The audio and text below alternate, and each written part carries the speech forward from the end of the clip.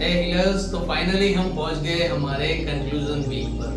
दोस्तों, अगर आपने लास्ट 2 हफ्तों की प्रैक्टिस नहीं की है और डायरेक्ट इस वीडियो में आए हैं तो थोड़ा रुक जाइए।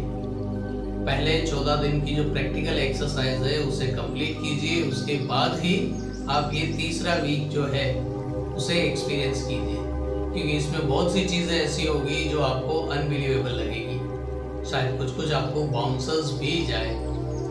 तो मेरी राय ये रहेगी कि पहले 14 दिन की जो प्रैक्टिस है उसे कंप्लीट कीजिए और फिर ये तीसरा पार्ट, ये कंक्लूजन पार्ट आप देखिए, समझिए और फिर उसे अप्लाई कीजिए।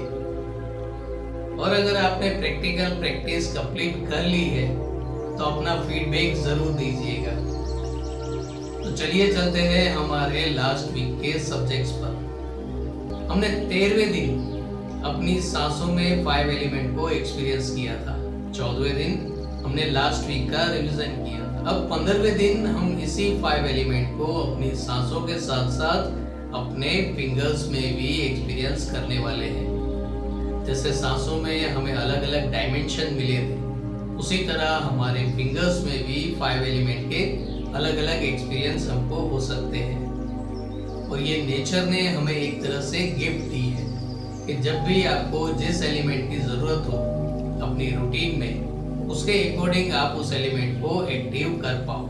जब कोई भी एलिमेंट एक्टिव होता है तो हमारी बॉडी में बहुत से चेंजेस होते हैं, लेकिन हम स्टेप बाय स्टेप हर एक चीज़ को एक टॉपिक बनाकर आगे बढ़ रहे हैं ताकि बॉडी में होने वाले हर एक छोटे से छोटे चेंजेस को भी हम एक्सपीरियंस कर पाए।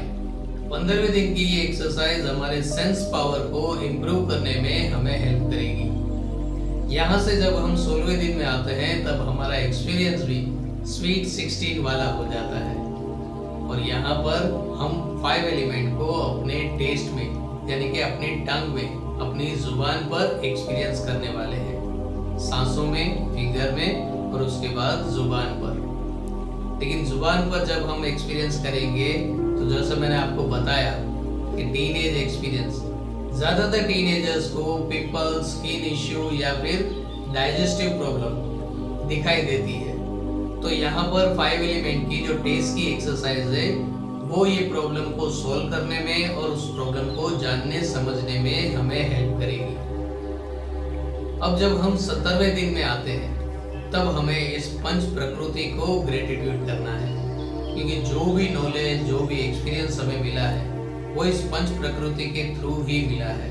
और वैसे भी जब हम 18वें दिन की एक्सरसाइज करेंगे तो इस पंच प्रकृति के ब्लेसिंग्स की हमें बहुत ज़रूरत पड़ने वाली है, क्योंकि 18वें दिन हम अपनी ऑरा बॉडी में एंटर होने वाले हैं। तो पहले 17वें दिन अपने फुल फ्लेज में अपना 100%, 200%, 500% ग्रेटिट्यूड अप्लाई कीजिए पंच प्रकृति में।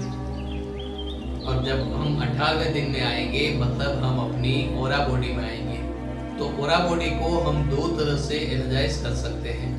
एक इमेजिंग करके और दूसरा मैनुअल वाली जो प्रैक्टिस होती है वो, जो स्टार्टिंग से लेकर अब तक मैंने आपको करवाई है या गाइड कर रहा हूँ वही।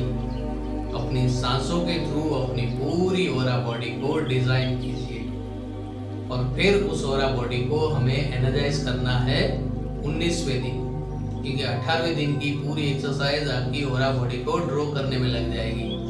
कुछ जगह पर आपको थोड़ा फोर्स भी करना पड़ेगा। 19वें दिन जब आपकी ऑरा बॉडी कंप्लीट हो जाए तो उस ऑरा बॉडी को डिवाइन व्हाइट लाइट से या फिर 7 चक्रों के 7 रंगों से भर दीजिए। पर यहाँ पर एक कैच है, जो कलर एनर्जी आपने अपनी फिजिकल बॉडी में एक्सपीरियंस की थी और यहाँ पर ऑरा बॉडी में जो कलर एनर्जी आप अप्लाई करोगे उसमें थोड़ा चेंजेस आएगा, थोड़े वेरिएशंस आएंगे। दोनों के कलर टोन अलग अलग होंगे। अगर आपको याद है तो ठीक है, वरना ऑरा बॉडी में जो कलर आएगा वो पूरा एकदम ब्राइट होगा।